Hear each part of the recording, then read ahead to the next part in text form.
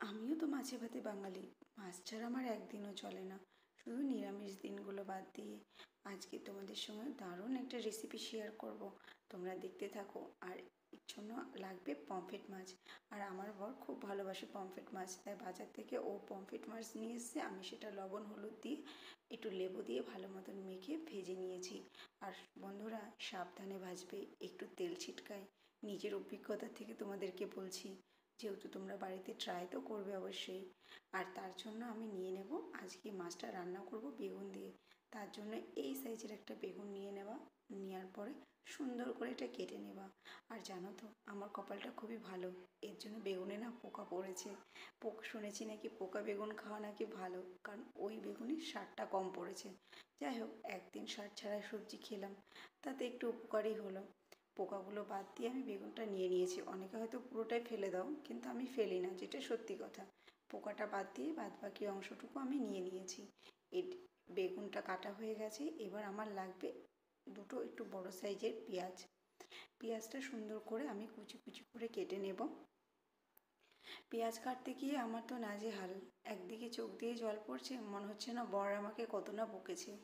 যাই হোক, বকলেও কি হয়েছে, আমার এই পুচকো সংসারে শোনারও কেউ নেই, বলারও কেউ নেই, কাজ করারও কেউ নেই।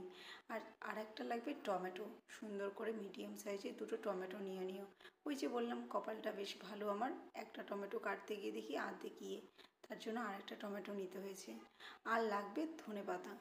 ধনেপাতাটা সুন্দর করে কুচি কুচি করে কেটে নেবে। এই হচ্ছে মশলা। আর মশলার জন্য আর একটু লাগবে কি বলো তো, কাঁচা লঙ্কা, একটু 4-5 কোয়া রসুন, আর ছোট্ট টুকরো আদা, আর একটুখানি জিরে। এগুলো ভালো মতন মিক্সিতে মিক্স করে নেবে। আজকে মিক্স করতে গিয়ে আমি না মানে ভয় পেয়ে গেছি। আমার ছেলে আগেই ঘুরিয়ে রেখেছে, যখনই ঘুরিয়েছি আর তখনই ভো করে আওয়াজ হয়েছে। যাই হোক, কিছু হয়নি, এই অনেক। এরপরে কড়াইতে তেল দিয়ে আমি বেগুনগুলো সুন্দর করে লাল লাল করে ভেজে নেব।